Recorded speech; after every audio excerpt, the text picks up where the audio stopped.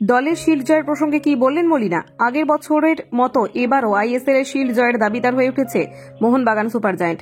গত ডিসেম্বরের পর নতুন বছরের শুরু থেকেও বজায় রয়েছে সেই জয়ের ধারা। গত শনিবার অ্যাওয়ে ম্যাচে মোহামেডান স্পোর্টিং ক্লাবের বিপক্ষে খেলতে নেমেছিল মেরিনার্সরা।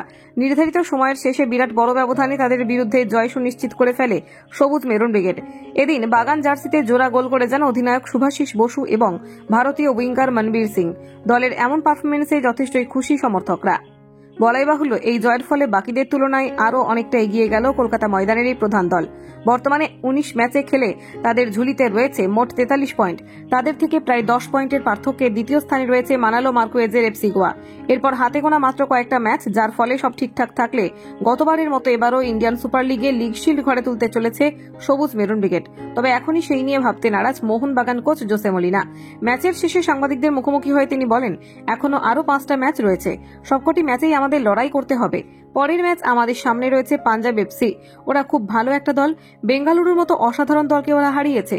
এই ম্যাচের আগে খেলোয়াড়দের চনমনে করে তুলতে হবে।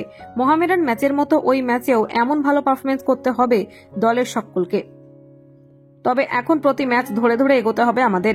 লিগ শীর্ষে 10 পয়েন্টের ব্যবধান তৈরি করতে পেরে আমি যথেষ্ট খুশি। তবে এই জন্য আবেগে আত্মহারা হয়ে গেলে চলবে না। আমাদের পরিশ্রম করতে হবে, আরো ভালো পারফরমেন্স করতে হবে। আগামী 5ই ফেব্রুয়ারি হোম ম্যাচে শক্তিশালী পাঞ্জাব এফসির বিপক্ষে খেলতে নামবে মোহনবাগান সুপার জায়ান্ট। গত ম্যাচের মতো এই ম্যাচেও ভালো পারফরমেন্স করার লক্ষ্য রয়েছে জেসন কামিন্সদের। কলকাতা 24/7.in।